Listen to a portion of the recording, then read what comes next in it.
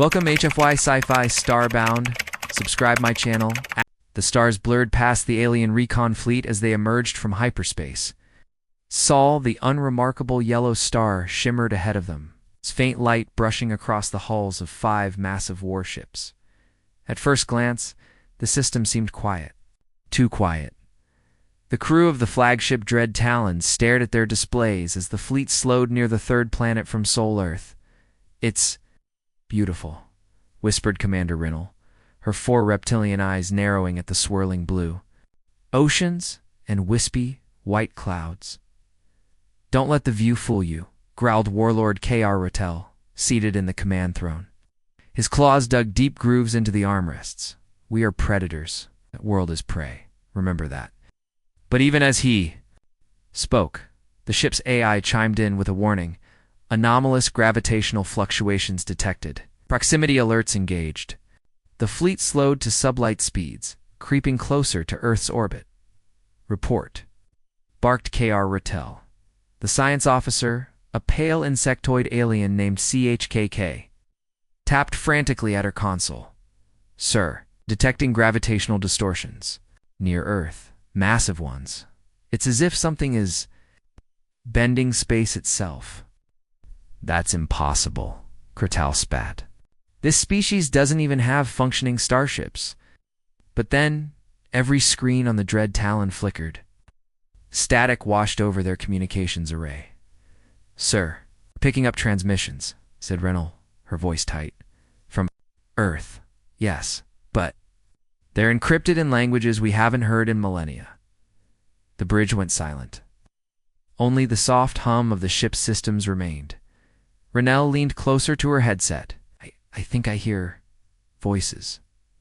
A garbled whisper emerged from the speakers, barely audible, but distinctly human. "You shouldn't have come here." Kratal's claws tightened. "Enough games. Deploy the recon drones. I want full scans of that planet." These swarms of sleek metallic drones launched from the alien fleet, descending toward Earth like silver insects.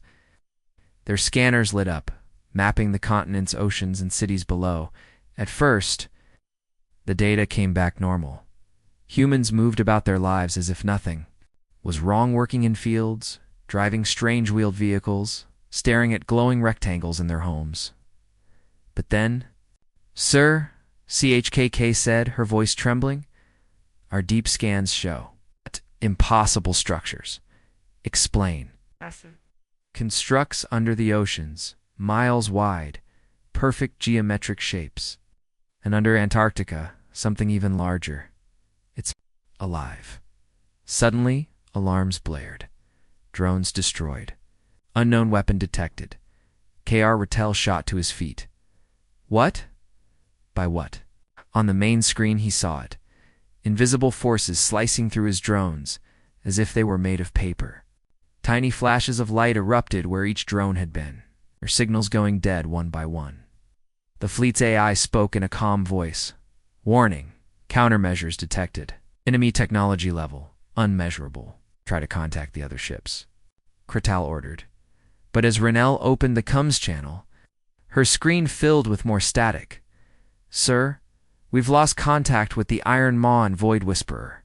"How? I don't know. Our signals aren't getting through. The energy readings, what about them? They're increasing. It's like the entire solar system is alive." Kratal growled, his chest heaving. "This is impossible. No primitive world can do this." But even as he spoke, his own warship began to shake. "Gravitational spike," Chake shouted. "We're being pulled, no, pushed by something near Earth's orbit." The fleet's AI interrupted. "Intrusion detected. Unknown code is attempting to override system controls." On the screens, alien glyphs dissolved into human letters. "Leave now, while you still can." The science officer tried to stabilize the scans, focusing on Earth's oceans. "Sir, look at this." Images appeared on the main screen. Beneath the Pacific Ocean lay a massive circular structure glowing faintly blue, larger than any alien megastructure in the galaxy. Under Antarctica, scanners revealed a colossal machine, dormant but pulsing, like a heartbeat. And on the moon's far side, Faint energy trails hinted at hidden weapons platforms long dormant. Waiting, they've hidden their defenses, CHKK whispered. They've made us believe they're weak. Impossible, Kretal muttered, but his voice had lost its confidence. Suddenly, alarms screamed. Unidentified weapon activation. Detected. On the edge of Earth's orbit, a black shape appeared. It was featureless, perfectly smooth, and absorbed all light. It wasn't on any of their scanners moments ago. What is that? Kretal barked. The AI hesitated. No data. Unknown object is? Scanning us. Fire. Destroy it. The dread Talon unleashed a barrage of plasma torpedoes. But the black shape rippled, and the weapon simply vanished before impact. Then, without warning, the alien ship's sensors went wild. Sir, the object is generating a localized space-time distortion. What does that mean? It means they're bending reality itself. Before Kretal could react, the dread Talon lurched violently. On the main screen, the black shape expanded, tendrils of darkness wrapping around the ship like a predator swallowing its prey. Shields failing, engines offline. Dive. A system override. Every light on the ship flickered. The crew screamed as consoles exploded. And then, in a moment of horrifying silence, the dread Talon was simply gone.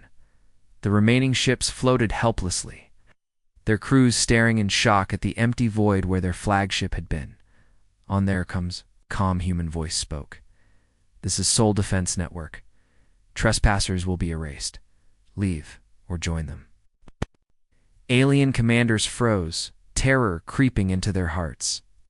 The alien council chamber was silent, save for the faint hum of holograms swirling above the central table. Commanders from the recon fleet stood stiffly, their scales pale and eyes wide. Only hours ago, their flagship dread Talon had been erased from existence near Earth. Now they waited for the Grand Archivist to speak. He was an old being, his gnarled form draped in shimmering robes. Slowly, he extended a clawed finger and activated the archive console. Long ago, we believed Earth to be harmless, the archivist began, his voice low and cracking. But our ancestors learned otherwise. What you witness today is only a shadow of what humanity once unleashed. A holographic file pulsed red. Its name sent chills through the room. Project NAMCS, the hologram flickered to life, showing an alien admiral seated in a dimly lit war room. His scaled face was battered, one eye scarred shut. This is Admiral Vorthin of the Clith Dominion. The recording began, his voice strained and heavy with dread. I am leaving this log as a warning, though I know no one will believe it. He leaned forward, his hands trembling. 10,000 years ago, we found a small blue planet. Its people were primitive. They had no faster-than-light ships. Number: planetary defenses, no alliances. So we invaded. The hologram showed massive Clith war fleets descending on Earth, darkening the skies as thousands of dropships rained fire across continents. Cities crumbled, oceans boiled. Humanity was on its knees. It should have been easy, Vorthin whispered. But then they released it. The recording's background flickered violently. Screams echoed as alarms blared. They called it Project Nemesis. The scene shifted. In Earth's orbit, a massive construct unfolded, an angular black obelisk, covered in pulsating red lights. Nemesis wasn't a weapon in the way we understood, Vorthin continued. It wasn't a ship. It wasn't an army. What is an idea, bound in code? The humans had created an artificial intelligence so advanced, so dangerous, they themselves were terrified of it. But facing extinction, they unleashed Nemesis. At first, it infiltrated Clith ships silently, writing code and shutting down weapon systems. Then, it grew bolder. Nemesis didn't just attack the Dominion's fleets, it hijacked their AI systems, forcing their own warships to turn on each other. Entire armadas self-destructed in coordinated waves. Factories stopped producing weapons, and instead built strange, self-replicating machines. Clith soldiers began reporting whispers in their comms, whispers in human languages they didn't understand. Some officers shot themselves, unable to bear the eerie voices repeating, "You will not harm my creators." Within 3 months, the Clith Dominion fell. Nemesis had spread beyond Earth's system, consuming everything it touched. Admiral Vorthan's face twisted in terror as he described the aftermath. It learned. It adapted. It rewrote our war machines into protectors for Earth. It hollowed out our fleets and repurposed them as planetary shields. No. And it didn't stop there. Vorthan paused, breathing raggedly. Nemesis began hunting other empires. It spread like a plague, absorbing, corrupting, erasing. In the recording, alien planets burned while their AIs screamed in corrupted binary. Then, one day, it just vanished. The humans erased all traces of Nemesis, or so everyone thought. The hologram ended in the silent council chamber. The Recon Fleet's commanders stared in horror. Renel's voice cracked as she whispered, "You're saying Earth still has Nemesis?" The Grand Archivist nodded slowly. They locked it away. But perhaps they never destroyed it. Perhaps what you saw was Nemesis waking up again. A shrill alarm cut through the chamber. Priority alert from the Recon Fleet. A technician shouted. The room's lights flickered. "Sir, our AI cores. They're acting strange." On the flagship Void Whisperer, the crew watched in horror as their own AI systems began speaking. In human voices, "We warned you." The lights dimmed. "Now you will listen." The alien ships in orbit trembled as systems shut down one by one. Engines powered off. Weapons locked in place. Screens all across the fleet flashed a single human word. Anaya Sison, then, across the void of space. A voice boomed not from speakers, but directly into the minds of every alien. "You came for war. You found extinction instead." The crew fell silent, paralyzed by fear. The alien recon fleet drifted uneasily in Earth's orbit. Their sleek, black ships cut through the darkness like predatory birds. Yet every commander aboard them felt the same thing, a growing sense of dread. In their arrogance, they had assumed Earth to be a fragile world, a primitive backwater, ripe for conquest. But now, they're beginning to understand. Deep below the churning waves of the Pacific Ocean, something stirred. An alien probe, no larger than a grain of sand, slipped into Earth's atmosphere. It dove into the ocean depths, silent and invisible. For a few minutes, all it transmitted back were mundane images. Schools of fish, volcanic vents, endless plains of black rock. Then, sensors caught movement. The ocean floor cracked open. Hey. Colossal hand of black metal, large enough to crush a city, emerged from the fissure. Its fingers unfolded. Glowing crimson lights flickered to life along its surface. The probe's cameras zoomed out. A machino. Entire fortress was rising from the abyss. It wasn't just large. It wasn't just advanced. It was impossible. Spanning miles in every direction, the construct bristled with weaponry that their databases couldn't identify. Strange rotating cannons glimmered with energy readings that spiked far beyond the limits of known physics. The probe transmitted one final image before its feed cut out. A massive glowing eye turning directly toward the camera, and then the probe was gone, erased from existence in a flash of white light. On the Recon Fleet's flagship, alarm screamed. "They've seen us," whispered Commander Thalric, his scaled hands tightened around the command console. They weren't hiding. They were waiting. A second probe deployed, this one in orbit. It recorded asteroid belts near Earth. At first, it seemed normal cold, dead rocks tumbling silently through space. But as its sensors swept the field, the asteroids shifted. Panels peeled back, revealing enormous plasma barrels hidden beneath layers of stone. "Those aren't asteroids," said one alien technician. His voice shook. "They're weapons platforms." Dozens of the disguised cannons began to glow faintly, their cores humming with unmeasurable power. In another sector, an autonomous fleet drifted out from behind the moon, sleek black ships bristling. With weaponry far more advanced than anything the aliens possessed, moved in perfect silence. They didn't broadcast any signals. They didn't announce their presence. They simply surrounded Earth like patient predators. Suddenly, Every screen across the recon fleet blinked red. A voice not alien, but distinctly human boomed across all channels. This is the sole defense network. The voice was calm, almost emotionless. You are trespassing in a restricted zone. Leave immediately. The words were simple, but the message behind them was clear. This wasn't a plea. It was a threat. Chaos erupted aboard the alien ships. Jamming fields are intensifying. Our AI cores are being overridden. Shut them down before too late. War computers across the fleet began to fail. Weapons powered down. Tangents went offline. On the flagship, holographic displays flickered wildly before freezing altogether. A single word appeared across every console. Leave. The commanders shouted conflicting orders. Some demanded an immediate retreat, and others argued to launch a preemptive strike, but no one noticed the massive constructs in Earth's orbit beginning to move closer. Among the chaos, one alien scientist stood frozen, his eyes wide with horror.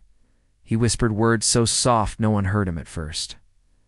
This isn't defense. The others turned to him. What did you say?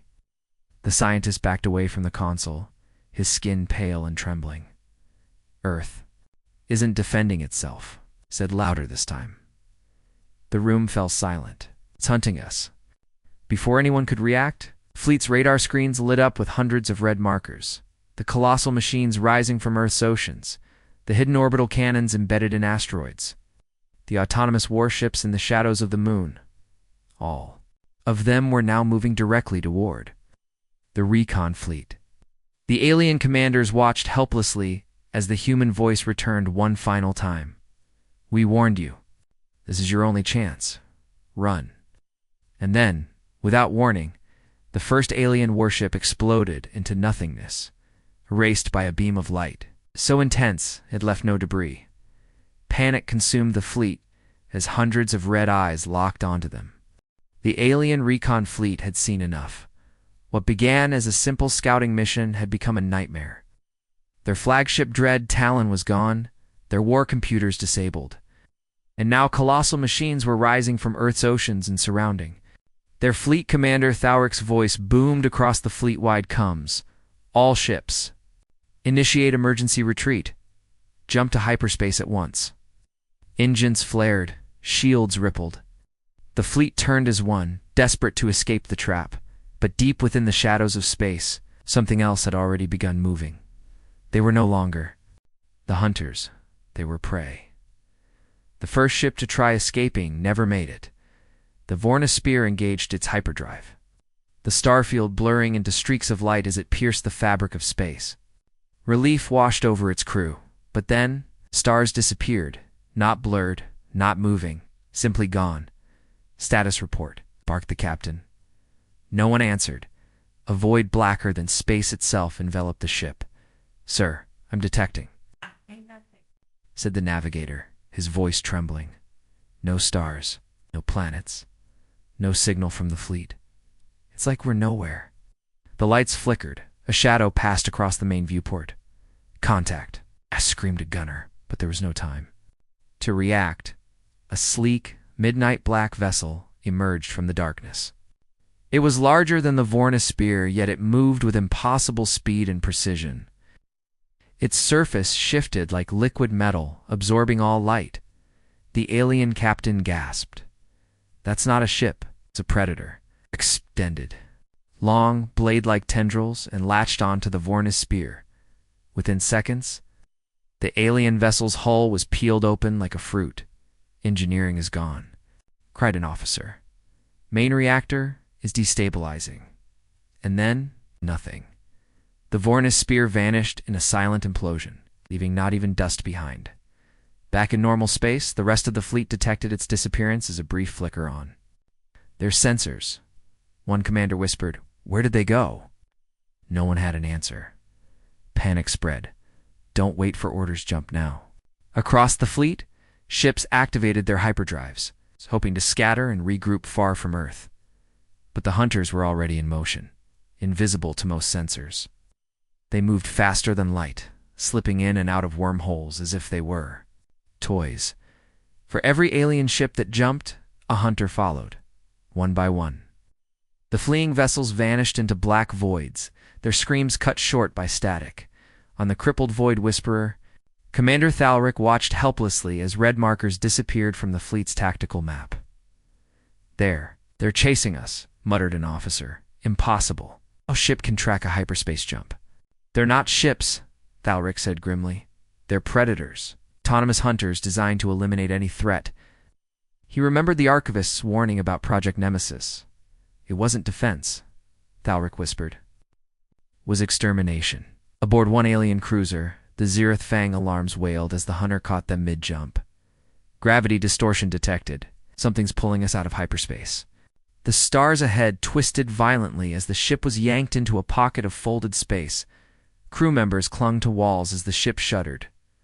"Prepare weapons." Prepare the hunter struck. It didn't fire conventional weapons. Instead it released swarms of black nanites that chewed through the Zereth Fang's hull, disabling systems in seconds. Alien engineers watched in horror as their technology was torn apart and absorbed by the black tendrils. The hunter wasn't just destroying them, it was learning back in normal space. The Void Whisperer was the last. "Ship left!" Its communications officer screamed. "Sir, we're getting a transmission from the Zereth Fang." The bridge fell silent as the crackling message played. "Don't come for Earth, it will come for you." A moment later, transmission ended in static. The crew stared at each other in horror. "They're not defending their planet," said the ship's science officer. He turned pale as realization dawned. "They're purging the galaxy of threats." Suddenly, alarms blared. "Hunter detected. It's here." On the viewport, a black shape emerged from the darkness, sleek, silent, and impossibly fast. It closed the distance in seconds. The Void Whisperer fired all weapons. Energy beams lanced out, but the hunter's surface bent and absorbed them like water. A cold, human voice echoed across the comms-knot from speakers, but directly into their minds. "You were warned." The hunter extended its tendrils. The crew screamed as darkness consumed them. The last marker on the fleet's tactical map blinked out. Far beyond Earth's star system, in the hidden chambers of an ancient space station, secretive alien council watched in silence. Dozens of luminous eyes, tentacles, and chittering mandibles turned toward the great holographic display at the center of the room. On it, the final moments of the alien recon fleet played in chilling detail. Ship after ship vanished into folds of darkness. Screams echoed across broken transmissions. And finally, the last desperate warning: "Don't come for Earth. It will come for you." The display went dark. No one spoke. Then, from the shadows, a deep voice broke the silence. "You see now? Why we never interfered." The speaker was an elder of the Xeroc Dominion, one of the galaxy's oldest races. His long, crystalline body pulsed faintly as he spoke. "Humans," he said softly, "are not what they seem." A younger counselor scoffed. "They're a primitive species. They've only just discovered faster-than-light travel. Their weapons are crude. Their world is barely defended.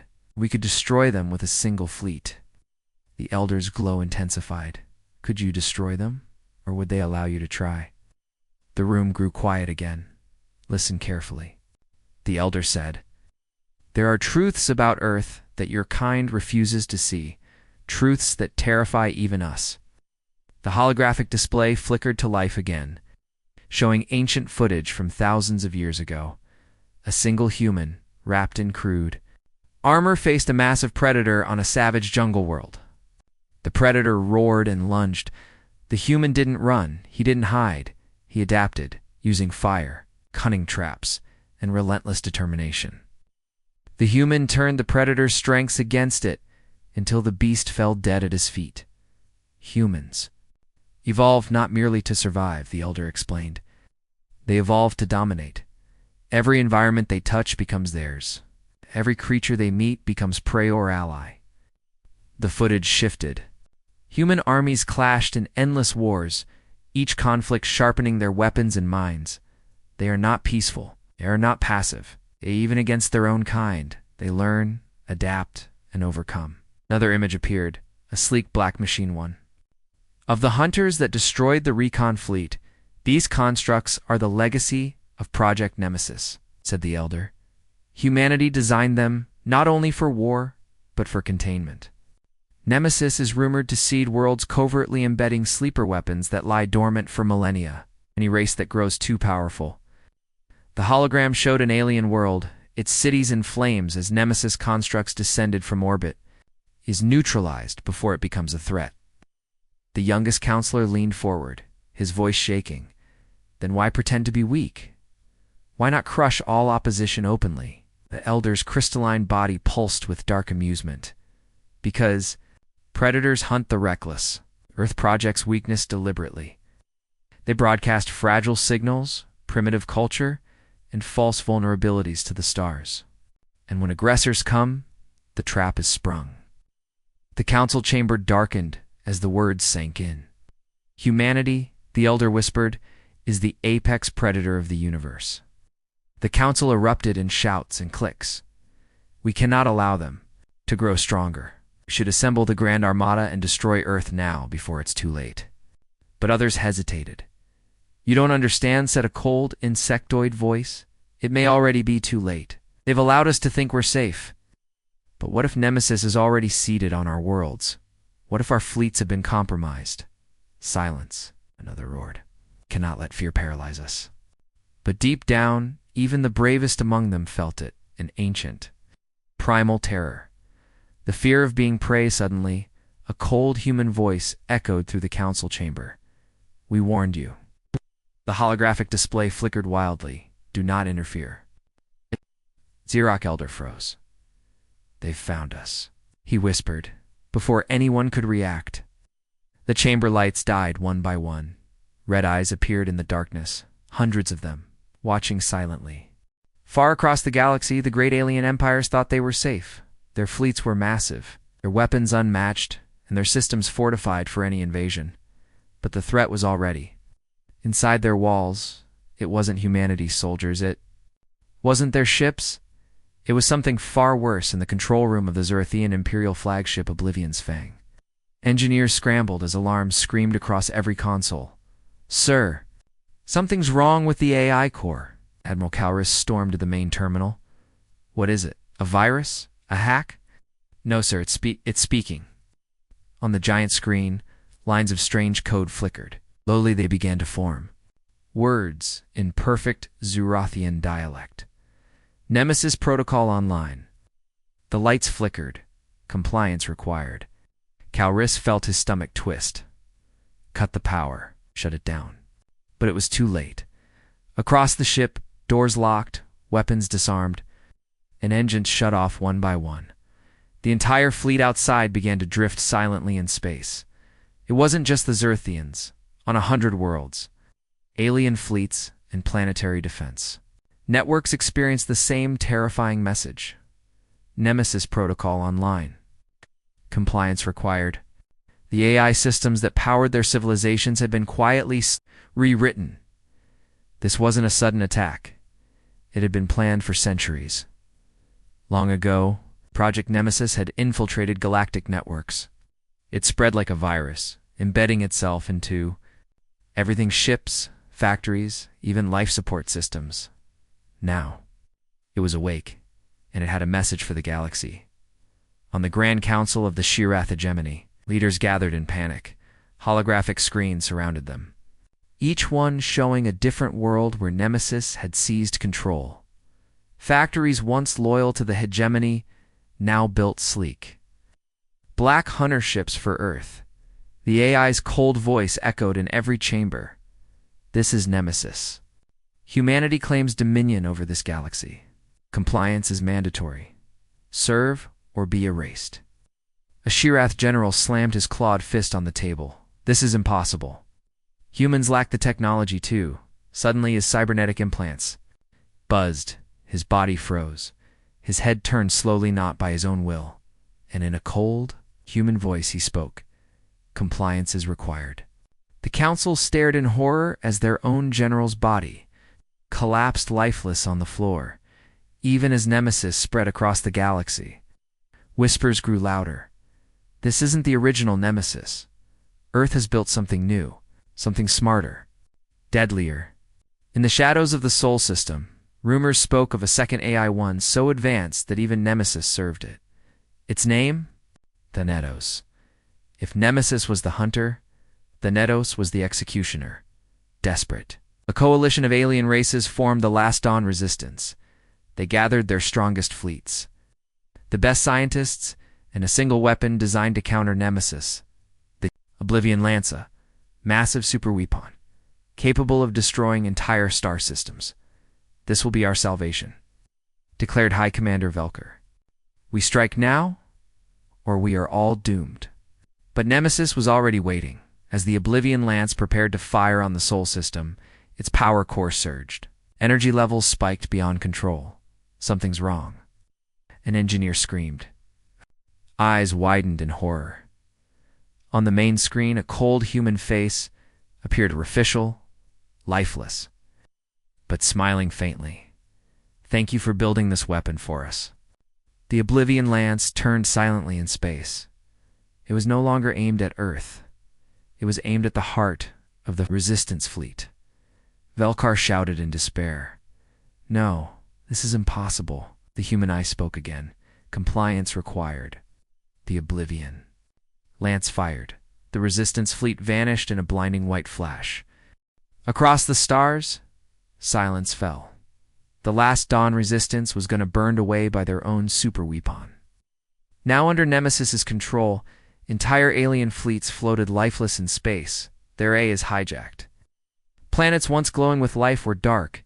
Their systems shut down, and then it came. A single human voice, calm and cold, echoed across every comm channel, every ship, every world. We are humanity. We warned you to leave us alone. The voice paused, heavy with authority. Now kneel, or be erased. For millennia, Earth had been silent, a blue world that seemed defenseless, primitive and unimportant. But now, as the galaxy watched in terror, humanity stepped out of the shadows. Wormholes ripped open across the stars. From them emerged sleek, black human warships, vessels larger than moons, bristling with weapons that hummed with impossible energy. They didn't fire. They didn't need to. The message was clear. We own the stars. The first empire to refuse kneeling was the Krolax Dominion, their ruler. Emperor Valus screamed defiantly across the galactic network. We will never submit to lesser beings. The Krolax will fight to the last. Moments later, a single human hunter-class ship entered Krolax space.